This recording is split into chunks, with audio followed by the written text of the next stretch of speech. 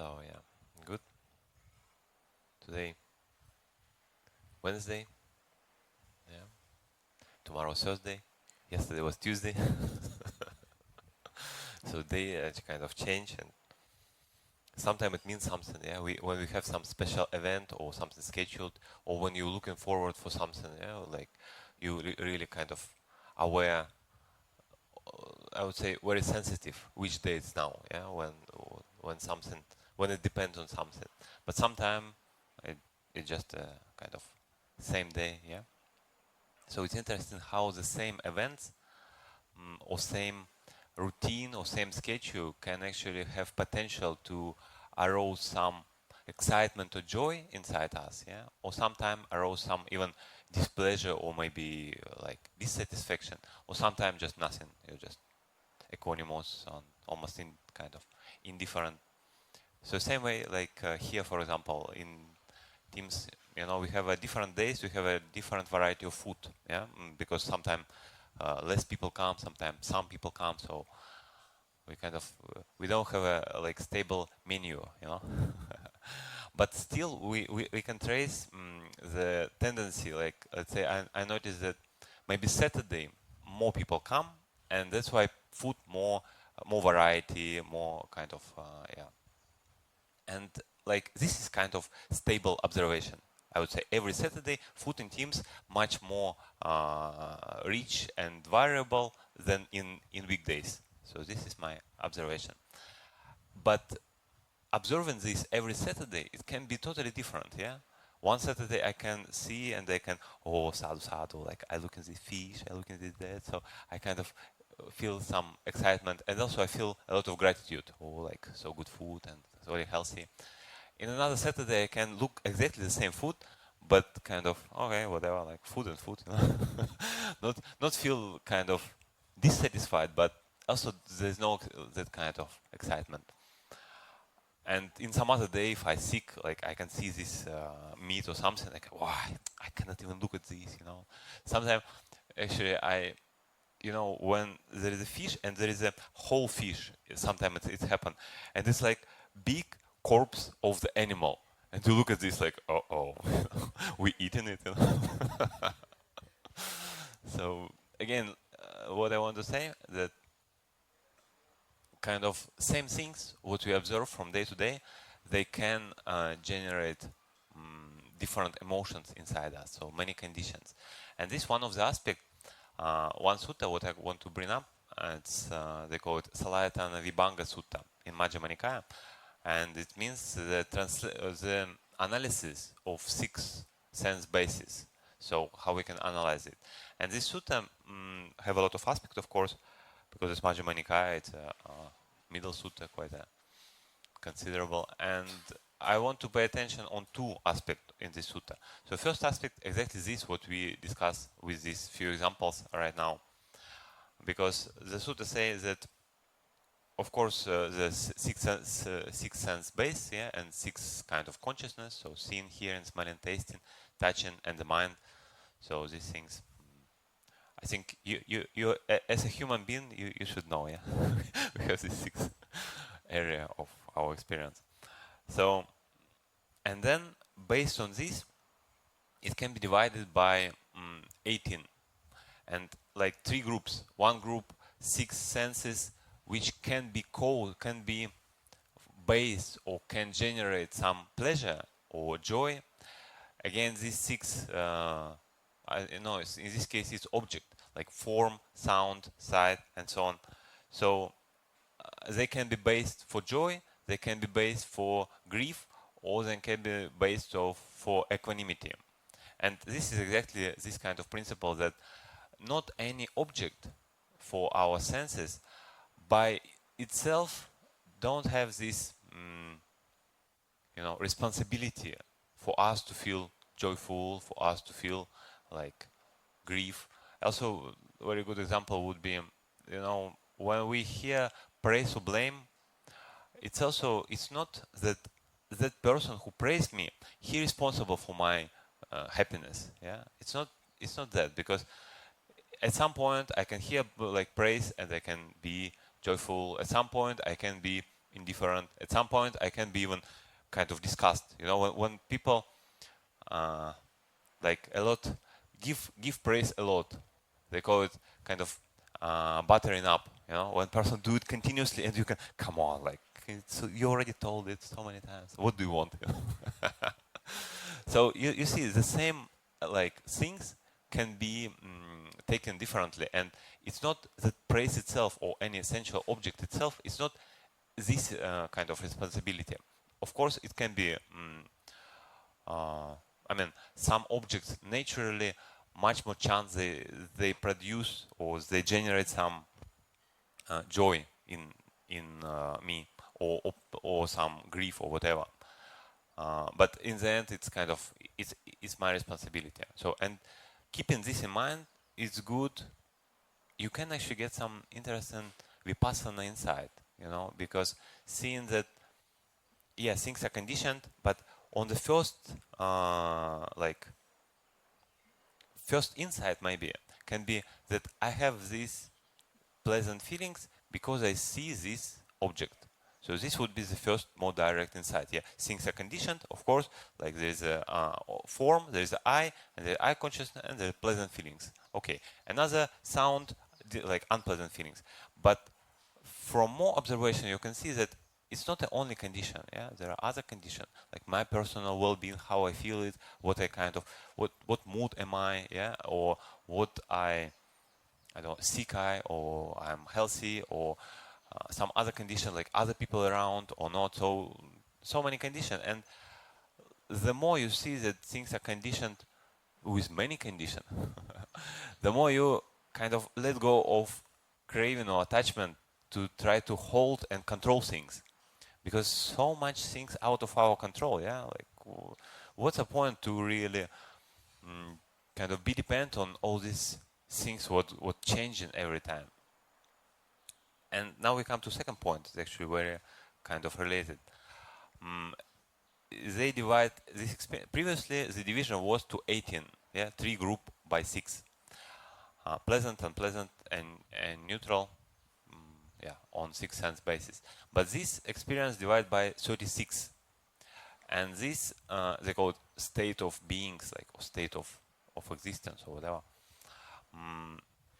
And this like 36, it's because 6 group of 6, yeah, or every 6 groups also divide by 2, and the main 2 division is the sutta calls one related to household life, another related to renunciation. But interesting is that in Chinese Agama, we discussed this sutta recently. Someone read the parallel in Chinese Agama. They don't have this word household or renunciant. They have just word connecting with attachment or not connected to attachment.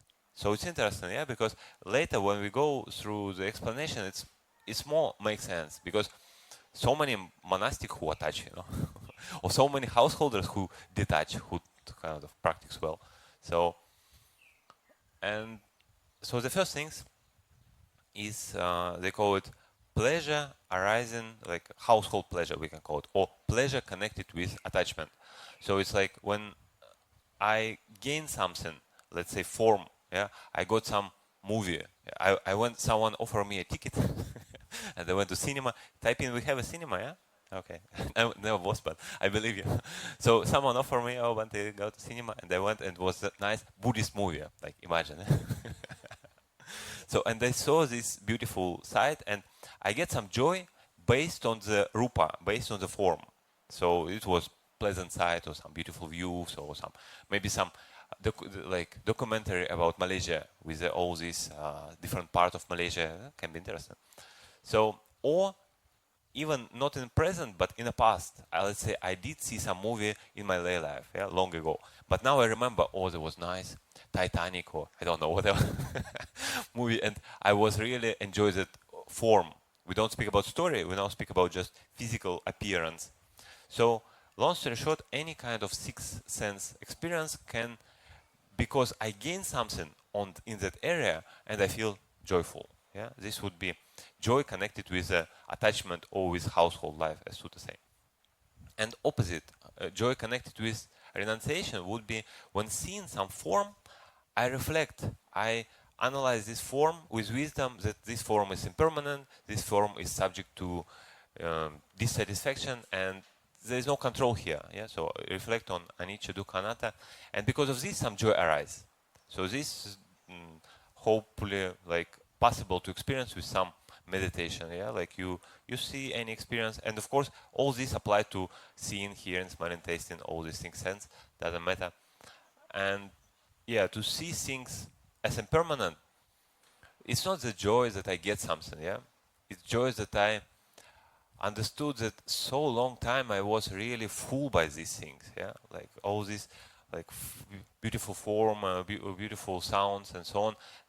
I was kind of moved by them a lot, but now seeing with clarity, even for a moment, yeah, seeing that okay, these things are impermanent, these things out of my control, like there's no point to cling, and that time you get that kind of joy of wisdom, I would say, yeah, joy of like now I actually wake up. Before I was dreaming, like now I wake up, and then again I will be dreaming, of course, because this is you have to have a lot of insights like this to really get through. So these two kinds of joy, one is household, and another is connected to renunciation. And then Sutta says that actually this, like, you need to use one kind of joy to abandon another kind of joy. Yeah, so you need to use this joy connected with detachment to abandon the joy connected to attachment.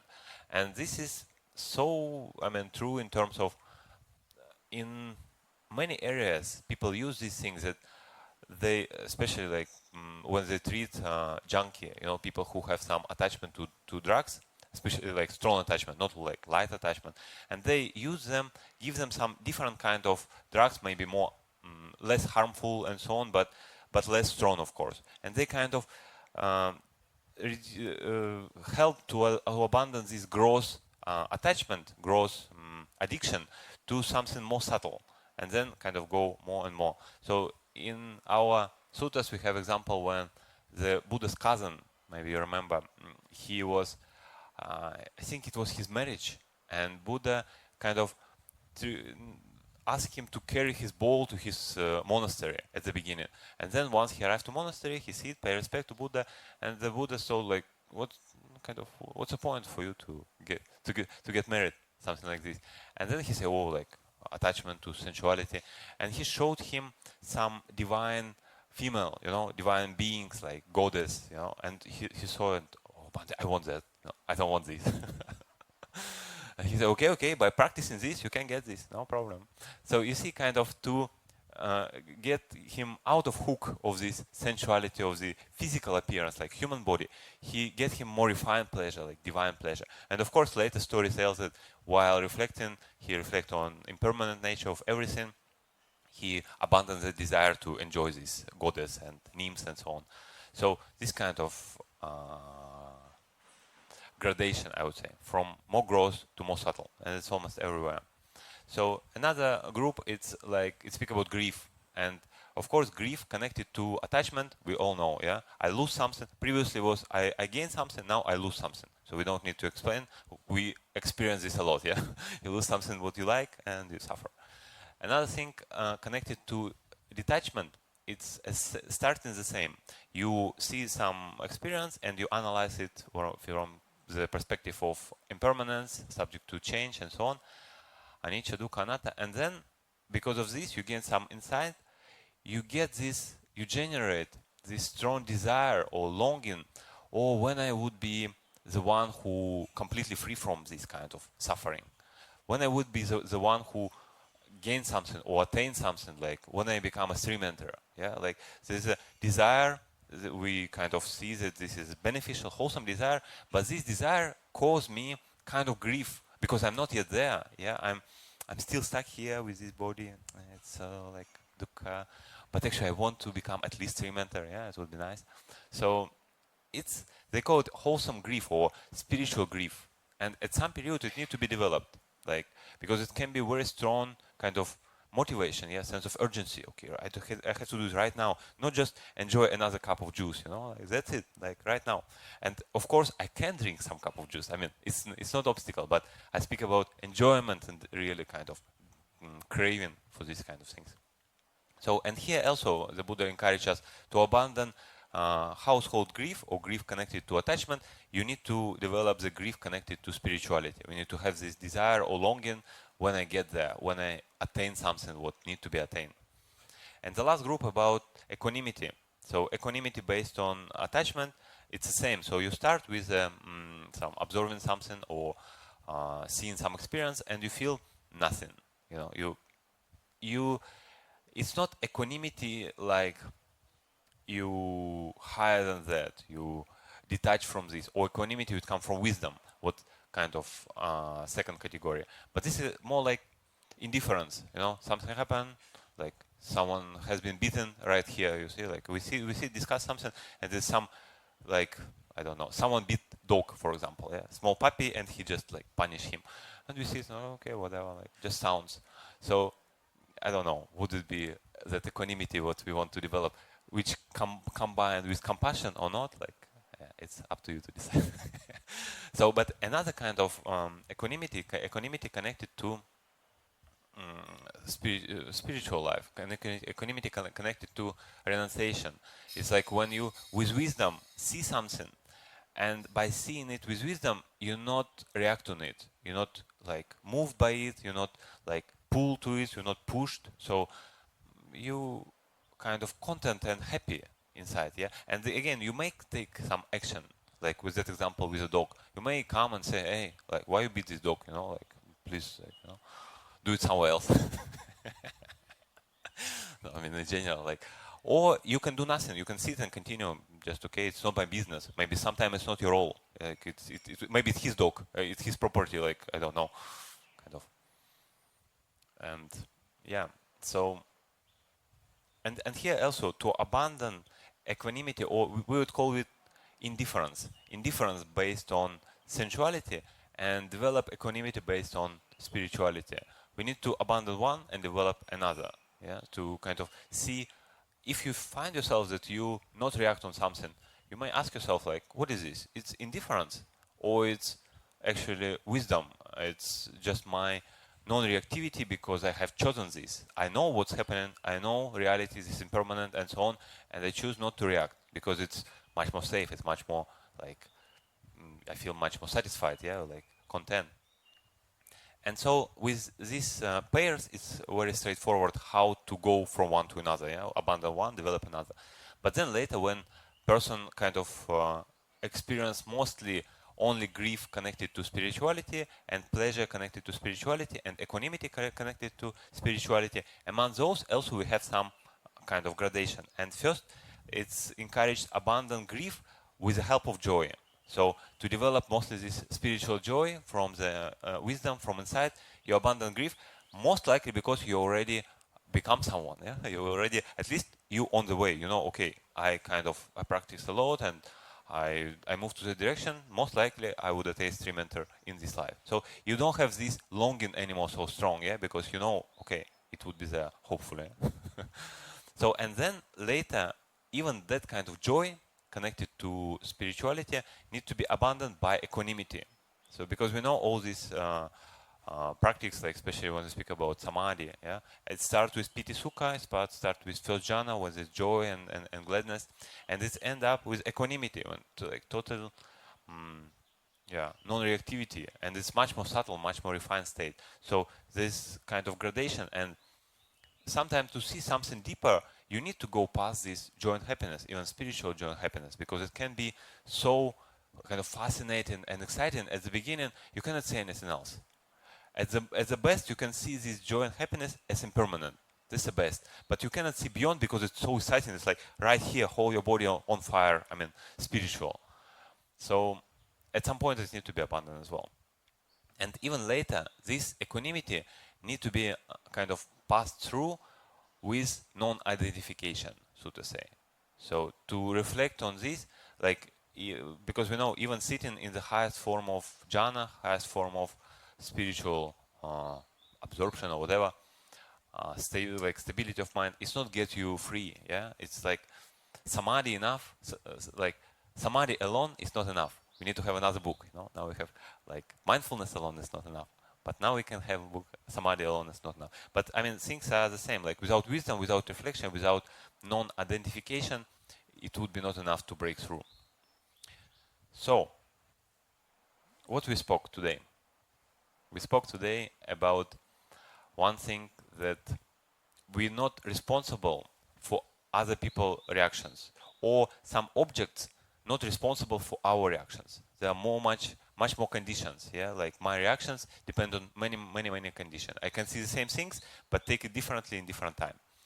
And another thing that it's good to develop, like it's good to first admit that I have some growth, maybe pleasure or pain, and then knowing the tool how abandon this and generate to develop something more refined, some more subtle, like connected to renunciation, connected to spiritual life, and even this at the later point, like abandoned by the complete non-identification. So, yeah, and again, why we're doing this? Because I think we all want to be free from suffering. Yeah. So I wish all of you be free from